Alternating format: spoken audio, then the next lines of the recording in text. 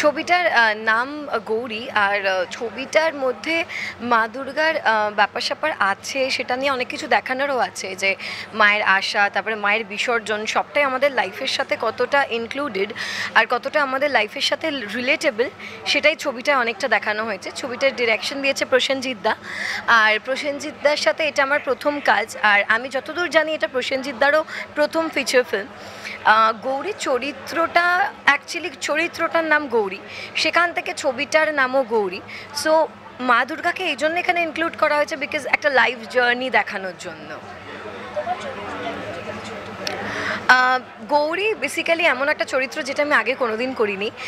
Gauri basically একটি পাগলি, এবং একটা পাগলির জীবন কতটা ডিফিকাল্ট আর তাকে কি কি সহ্য করতে হয় আমাদের এই সমাজে, সেটাই আমাদের এই ছবিতে দেখানো হয়েছে। বিকজ চারিদিকে যখন কোনো কলেজ বা স্কুল বা কোনো পার্টিকুলার অফিসে যদি কোনো রেপের ঘটনা আমরা শুনতে পাই, সেটা আমরা অ্যাটলিস্ট শুনতে পাই, আমরা জানতে পারি কে করছে, কি করছে, আদেও তার জেল হচ্ছে কিনা, what ever the reason is. কিন্তু যখন কোনো পাগলির ওপরে কোনো অত্যাচার হয়, বা একটা পাগলিকে কি দিনের পর দিন যেভাবে মানুষ ফিজিক্যালি অত্যাচার করে, আর তাদের লাইফটা যে কতটা ডিফিকাল্ট, সেটাই এই ছবিটা। আর ইট ওয়াজ ভেরি চ্যালেঞ্জিং। আমি জানি না আমি কতটা ভালো করতে পেরেছি, বাট আমি চেষ্টা করেছি প্রসেনজিৎদার এক্সপেকটেশন অবধি করার। I gave my best. এবার পুরোটাই দর্শক বলবে, বাট হ্যাঁ, চরিত্রটা খুবই প্যাথেটিক, আর একটা পাগলির জীবনও যে কতটা প্যাথেটিক সেটাই এখানে দেখানো হয়েছে। আমার এই লাস্টের লগ্নজিতার গানটা খুব ভালো লেগেছে। I mean that's one of my favourite now. আমার খুব মিষ্টি লেগেছে। আর একটা কোশ্চেন বলছি, আমাদের পুজোর সামনে চলে এসেছে, পুজোর দশমীর পরের দিনে আমি কোথাও একটা ঘুরতে চলে যাব, এটা একটা প্রিপারেশন। দুর্গা পুজোয় আমি খুব একটা বেরোই না, আমি ওই একদিনই হয়তো বেরোই লাঞ্চ বা ডিনার করতে, দ্যাটস ইট। এছাড়া পুজোর আমার খুব একটা প্ল্যান থাকে না, বাট লেটস সি, কিছু তো একটা প্ল্যান করবো, বাট এই মুহূর্তে করিনি। বাড়িতে, আমার বাড়িতে থেকে দূর থেকে ঢাকের আওয়াজ শুনতে পাওয়াটা আমার জন্য মনে হয় আমি বেশি পুজোর ব্যাপারটা ফিল করি। সো আমার বাড়িতে থাকতে বেশি ভালো লাগে পুজোয়। এই ছবিতে যখন গাইতে পারলো খুব ভালো লাগলো। গানটার নাম দোষ আমার একটাই। আমি একটা গান মাত্র প্লেব্যাক করেছি, যার ফলে এটা ছবির পরিচালক, ছবির সঙ্গীত পরিচালক ওরাই ভালো বলবে। আমার তরফ থেকে গোটা ছবির টিমকে আন্তরিক শুভেচ্ছা। সেটা আমার পক্ষে বলা খুব মুশকিল। যারা শুনছে তারা নিজের মতন করে গানটা শুনুক, এবং তাদের যেরকম অনুভূতি তাদের পছন্দ সেটা নিয়ে নিক গান থেকে। দোষ আমার একটাই, রাতে কবি হতে পারিনি। দুর্গা নামটা অনেক বড়, এবং দুর্গা আমাদের অসুর নাশিনী দেবী, অসুর দলনী, অসুর নাশিনী যাই বলি।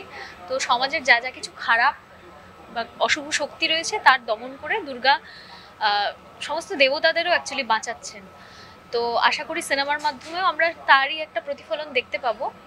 আর সিনেমাটাতে আমি একটা গান গেয়েছি, আমার গানটা খুবই মিষ্টি, একটা প্রেমের গান, আমার খুব ভালো লেগেছে। হ্যাঁ, গানটা সুর দিয়েছে প্রীতম দা। আমাকে যখন যোগাযোগ করে, তো গানটা পাঠায় আমার খুব পছন্দ হয়েছিল। মানে আমরাও না খুব মুখিয়ে থাকি একটা ভালো সুর গাওয়ার জন্য, মানে কি কোন সিনেমায় গাইছি বা কোথাও, মানে সেটার থেকে অনেক বেশি ইম্পর্টেন্ট গানের সুরটা কীরকম। তো এই গানটা আমার পার্সোনালি খুব ভালো লেগেছে গেয়ে। আর এই আর কি, গানটা বেশ। তোমার চোখের নীলে রইব আমি, ইশারা কাব্য সবই পড়ে নেব আজ, মিশে যাব হয়ে তোমাতে আমি, আবেগী বন্দরে মনেরই জাহাজ। সুন্দর তালমিলের একটা সমাপ্তি, যে গল্পটা বুঝতে পারো যাতে অসুবিধা না হয়। হ্যাঁ, ভালো। সবাই আসলে সমস্ত অভিনেত্রী বা আমার টেকনিশিয়ানে যারা ছিলেন সবাই আমাকে খুব, আমি নতুন ডিরেক্টর, আমাকে খুব সাহায্য করেছেন।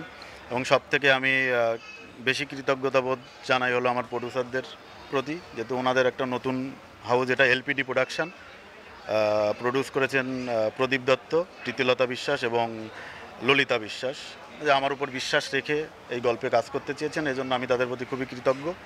এবং টোটাল সিনেমার যে কলাকৌশলীরা ছিলেন মানে ক্যামেরার পেছনে এবং ক্যামেরার সামনে যে অভিনেতা অভিনেত্রীরা ছিলেন সবাই খুব হেল্পফুলি আমার সঙ্গে কাজ করেছেন, খুব ভালো লেগেছে। সবার সঙ্গে কাজ করার অভিজ্ঞতা খুবই ভালো। দর্শকদের বলবো যে বাকি তো অনেক সিনেমা আসবে, অনেক পপুলার অভিনেতা অভিনেত্রীদের সিনেমা আসছে, তো আমাদের সিনেমাটাও দেখতে হবে। আমরাও শুরু করেছি, আমিও একজন নতুন পরিচালক হিসেবে আমি আমার গল্প বলার চেষ্টা করেছি, আশা করি ভালো লাগবে। সত্যি একটা ভালো গল্প, সম্পূর্ণভাবে একটা সামাজিক গল্প, সপরিবারে নিয়ে দেখার মতো গল্প, এবং গল্পে বিভিন্ন প্লট রয়েছে। মানে গল্পে যে কটা চরিত্র রয়েছে প্রত্যেকটা চরিত্র সমাজের কোনো না কোনো একটা পরিচয় বহন করে, সমাজের কোনো না কোনো একটা গুরুত্বপূর্ণ পরিচয় সে বহন করে, এবং সে তার মতো করে সেই পরিচয় মানে সেই ক্যারেক্টারের পরিচয় অনুযায়ী সে তার মতো করে একটা গল্প বলে যায়। গৌরী গল্পের ঠিক টোটাল প্লটটাই এমন।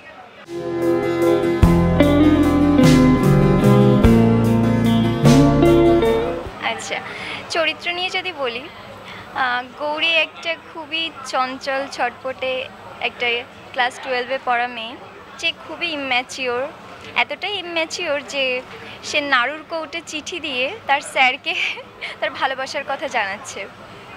বাট এই বাচ্চা মেয়েটি একটা সময়ে গিয়ে খুবই ম্যাচিওর হয়ে যাচ্ছে, যেখানে সে স্যাক্রিফাইসের মতো এত ভারী একটা ওয়ার্ড তার লাইফের সঙ্গে অ্যাড করছে, যেটা আপনারা দেখে নিয়েছেন অলরেডি গানের মধ্যে, যে সে তার ভালোবাসাকে ত্যাগ করেছে, যেটা কখনোই সহজ নয় ভালোবাসাটাকে ত্যাগ করা রিয়েল লাইফে।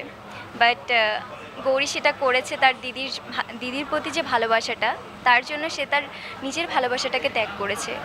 এছাড়া আরও কিছু মিস্ট্রি রয়েছে যেটা আপনারা হলে এসে দেখলে বুঝতে পারবেন। আর ক্লাইম্যাক্স পয়েন্টে সে একটা এমন সত্যর সম্মুখীন হচ্ছে যে সত্যিটা জানার পরে তার লাইফের আর কি বলবো, পায়ের নিচ থেকে মাটি সরে যাওয়ার মতো।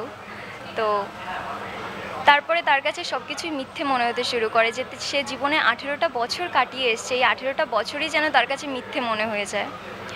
বাট হ্যাঁ, কী ক্লাইম্যাক্স সিন, কেন সে এতটা ম্যাচিওর হয়ে যাচ্ছে হঠাৎ করে, একটা বাচ্চা মেয়ে থেকে ইম্যাচিওর থেকে হঠাৎ করে কেন ম্যাচিওর হয়ে যাচ্ছে, এবং তার ক্লাইম্যাক্স এবং সে কি সত্যিটা জানতে পেরেছে, এটা জানতে হলে আপনাদের মুভিটা দেখতে হবে। গৌরী, হ্যাঁ বলুন। বৃষ্টি হিসাবে অভিজ্ঞতাটা সত্যি খুবই ভালো, প্লাস একটু নার্ভাস লাগছে, হয়তো বুঝতে পারছি সেটা ক্যামেরার সামনে বোঝা যাচ্ছে। আর গৌরী হিসাবে তো খুবই ভালো লাগছে, সেটা হ্যাপিনেসটা মুখে বলে প্রকাশ করা যাবে না, এতটা ভিতরে হ্যাপি লাগছে, পুরোটা ড্রিম মনে হচ্ছে আমার কাছে। হ্যাঁ, প্রিয়াঙ্কা দি, হ্যাঁ পরিচয় হয়েছে, আমাদের একটা সিন ছিল লাস্টে, ক্লাইম্যাক্স সিনে ছিল, তখন আমাদের পরিচয় হয়েছে সেখানে। খুবই মিষ্টি এবং খুবই মিশুকে। ও চন্দন আঙ্কেলের কথা আর কি বলবো, চন্দন আঙ্কেল তো মানে বলতে পারেন যে নিজের বাবার মতো করে আমাকে ওখানে অভিনয়টা বের করে নিয়েছে আমার মধ্যে থেকে।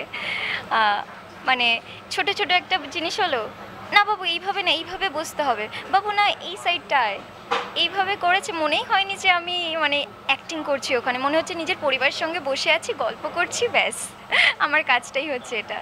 সবশেষে দর্শকদের জন্য একটাই কথা বলবো যে আপনারা হলে এসে মুভিটা দেখুন, এবং মুভিতে যে মিস্ট্রিগুলো রয়েছে, কিছু মেসেজ রয়েছে আপনাদের জন্য, সমাজের জন্য কিছু মেসেজ আছে, তো সেগুলো জানবেন, এবং মুভিটার যে মিস্ট্রিগুলো রয়েছে সেগুলো জানতে হলে আপনাদের হলে এসে দেখতে হবে।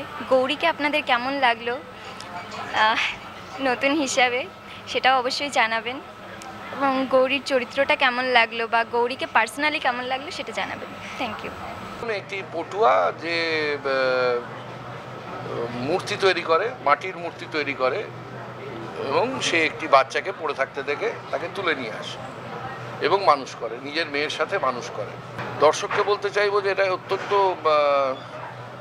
কি বলা দরকার, মন ছুঁয়ে যাওয়া একটা গল্প। সেই গল্পটা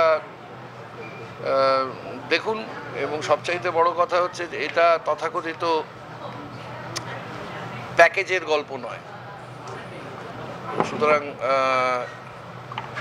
সেভাবেই একটা ছবি দেখুন, এটা একটা প্যাকেজ নয়।